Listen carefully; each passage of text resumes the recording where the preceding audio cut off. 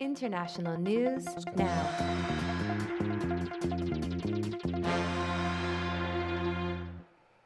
We're going to run the beginning of a news interview here from Fox News, interview with Lindsey Graham, the senator from South Carolina on Sunday, talking about the most recent developments on this story. And there are new developments this morning on the Korean Peninsula. South Korea's presidential office saying that North Korean dictator Kim Jong-un is vowing to shut down the country's nuclear test site next month, following a meeting between the leaders of the two nations last week. President Trump last night said that he had everything to do with this historic summit while speaking to a crowd of supporters in Michigan. This, as the president's own meeting, is in the making with Kim. Joining me right now is Senator Lindsey Graham of South Carolina. He is a member of the Senate Judiciary Committee, Armed Services, and Budget Committees as well. Senator, it's good to see you. Thanks so much for joining us. Good morning. It's pretty extraordinary, I have to say. North and South Korea vowed to end the Korean War in an historic accord. Your reaction? It is historic to see the two leaders walk into each other's country. I never thought that would happen. You asked a question leading into this segment, can you trust Kim Jong-un? No, but you can trust him to do what's in his best interest and his cronies. Now, I think Trump has convinced him that the only way his regime will survive is for them to give up their nukes and in return end the Korean War so North Korea can have a more normal economy. President Trump, if he can lead us to ending the Korean War after 70 years and getting North Korea to give up their nuclear program in a verifiable way, deserves the Nobel Peace Prize and then some.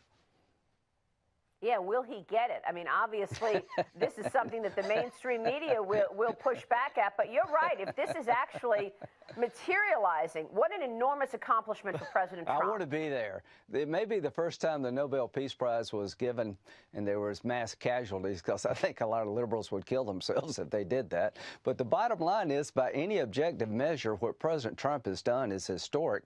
He made a decision early on, Maria, and this was his most important decision about North Korea. He took containment off the table.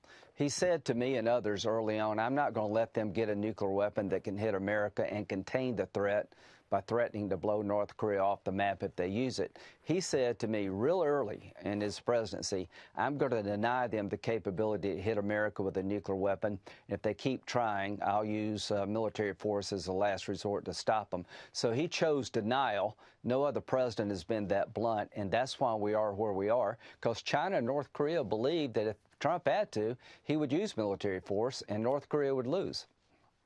All right, so let's take a couple parts of this. The first thing is we need to acknowledge that this was a historic summit between North and South Korea's last Friday. It's pretty significant that the leaders are smiling and hugging. Hugging is a big deal.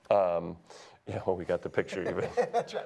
I mean, hugging is a big deal. Yeah, I mean, the symbol of this is Yes, significant. If you Koreans, consider yeah. that the two countries have been in a state of war since 1950, and so it's not just, this was intentional, right? Not just having a Right, handshake. everything's choreographed, so, right. They're trying to send a much broader signal to their people and to the world. So what did they agree to? Well, they agreed to, and it's important, pursue, right. denuclearization.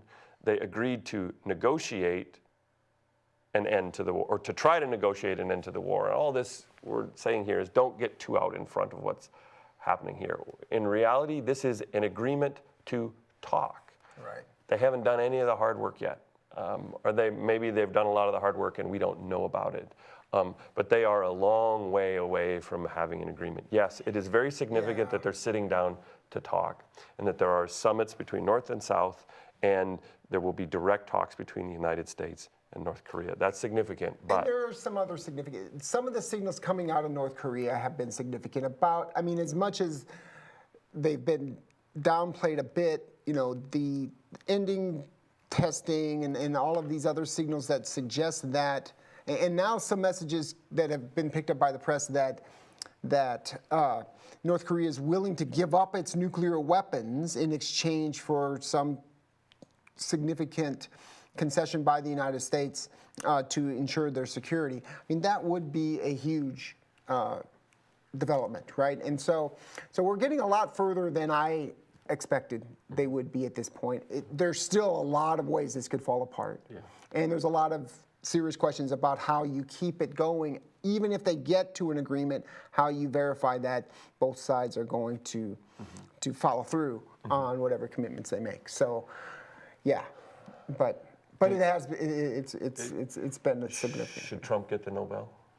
I tell you, if they get a deal, eventually that would be a big, that would be a huge accomplishment. Should he get it right now? No.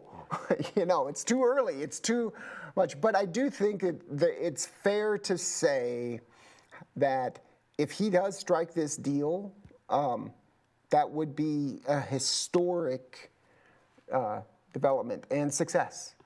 There's, So let me play the devil's advocate a little bit here. And I want to go back to some things that Chris Christie said. Remember Chris Christie, former governor of New Jersey, now works for ABC News, close friend with President Trump, temporarily ran his transition committee for about 3 days after Trump was elected. Anyway, so one of the things that Christie said on Sunday was that this is a real political opportunity for President Trump. Why? Because Kim Jong-un is an easy villain. Right. So he can sit down, have talks with the North Koreans. If it doesn't look like things are going anywhere or he can't secure a good deal, he walks away. And he walks away, and what does he say? I can't get a deal because he's a horrible dictator and a bad guy and a bad negotiator, and we can't trust him, and he's crazy. Right. And so, what he's suggesting is, right, the costs and the risks that President Trump are facing for entering in these talks, they're not as high as some people think, and he will always have that exit option, given the history associated with Kim Jong-un and the Kim family as leaders of North Korea. So let me say something else about all this, and this fits with the last kind of 45 seconds of the Graham interview that is designed to tell a story about the political successes of the Trump administration with respect to pushing the two sides to the table. And right, what did he say? He said, Trump is different. He chose denial. He is over containment. He is denying North Korea the capacity to strike the United States with nuclear weapons. He took containment off the table. That's not true.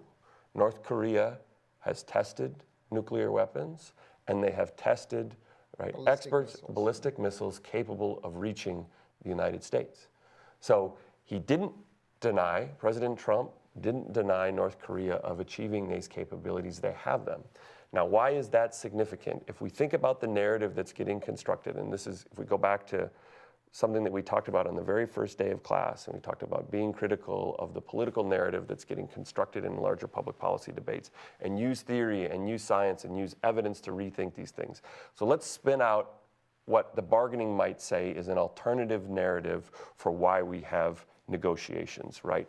The Graham narrative is President Trump got tough, talked tough, and forced Kim to the negotiating table, and it's Kim that's making concessions now. The alternative narrative from studies of military power and the bargaining model suggests that Kim is negotiating from a position of strength. He now has the capacity to deter a military attack on North Korea because he can launch nuclear weapons against the American homeland. And so the side that's making concessions now is not North Korea, it's the United States. The U.S. has come to the table because of the growth in North Korean military capacities and these tests over the last 2 years. And so it's not Trump that's driving these dynamics and forcing Kim to make concessions. Alternatively, it's Kim that's driving these dynamics because he's now free to negotiate and make concessions because he has the ultimate deterrent. He can launch a missile attack against the United States. And so actually what's going on is President Trump is making the concessions to sit down and talk to him. Okay, but if Kim Jong-un ultimately actually gives up his nuclear weapons, which I don't think he would, but if he does, then does that change your analysis here? Because then something changed, right? Because he actually, for whatever the exchange is, if he gives up and they remove the nuclear weapons, which is the ultimate goal, right? Then, so why would he have developed? So yes, I don't believe that. But Yeah. if that happens, because that's really what they're, setting up, then Trump's goal is not to freeze North Korea's nuclear program where it is. It is to get them to agree to, reduce it, remove it, whatever. Yeah. If that actually happens, if it actually happens, yes, I would say. then he pulled something off, right? Then he pulled something Yes. off. But that's what I'm saying. But I don't think that's going to happen. Yeah. But how we got to this, you're right. He, the United States was brought in, under pressure into these negotiations because of what Kim did. Yes. And all I'm saying is here, and let's take this away. And that didn't start with the Trump administration, No, of course, no. right? And That's the other thing. and all I'm saying is, so as long as the country is being critical of the press corps in the aftermath of Saturday night, let's be critical about them on another score, right? So we have this narrative emerging about Nobel Peace Prize and presidential accomplishments, and rightfully so, Republicans are criticizing the press and other people for not giving Trump enough credit. He deserves some credit in this. He has altered the dynamics. The question is who's really driving what? And nobody is talking about the reality that, well, are we getting pushed to negotiations because the distribution of power has radically changed between the two of them, which is the alternative narrative is that the U.S. is being forced to the bargaining table because it has to make concessions because its homeland is potentially vulnerable in a way that it hasn't been in 70 years in this crisis. So anyway, the press has fallen down on the job there a little bit.